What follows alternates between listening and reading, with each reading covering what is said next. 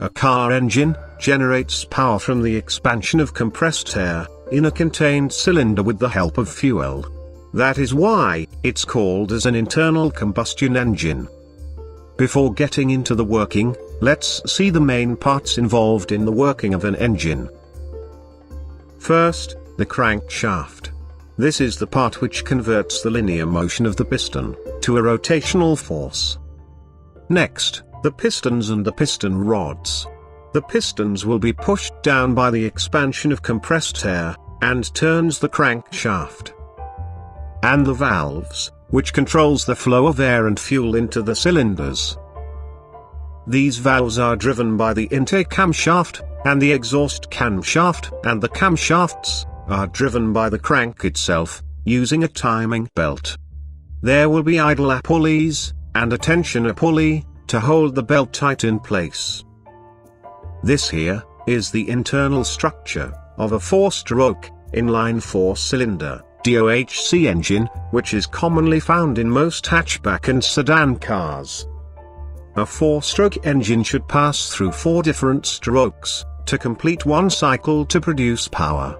They are intake, compression, power, and exhaust stroke. The crank-to-camshaft ratio is 2:1. Which means it will take 2 crank revolutions to complete 1 camshaft revolution. And the camshafts are designed in a responsive manner, to open or close based on the corresponding strokes of each cylinder. Let's take a look at a single cylinder, and see how a 4-stroke engine works in detail. In order to ignite the air-fuel mixture, a spark plug is used. This will ignite the compressed air-fuel mixture, with the help of an electrical spark. We will take it down by each stroke. The intake stroke.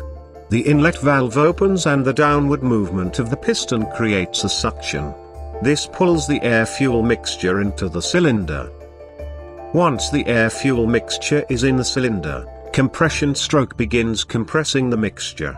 At this time both inlet and outlet valves stays closed. At the end of compression stroke, the air-fuel mixture is ignited by the spark plug.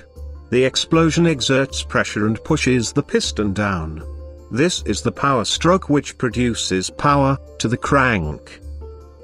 At the exhaust stroke, the outlet valves opens and the piston pushes out the burned gas. The cycle starts again from intake stroke, keeping the engine running and produces power. For a carburetor engine, the air and fuel are mixed inside the carburetor assembly, and fed to the cylinders. In the case of a fuel-injected engine, the fuel is injected into the intake manifold, or directly into the cylinders. Since only a power stroke produces power, you may wonder how the engine turns continuously. Well, the answer is in the crank itself. The flywheel and the crank counterweights provides momentum, which keeps the crankshaft from stopping immediately. For a 4-cylinder engine, considering any time instance, one cylinder is always in power stroke, which produces more power and less vibrations comparing to a single-cylinder engine. And that is how a car engine produces power in simple. Thanks for watching, and stay tuned for more presentations from Auto Tech Labs.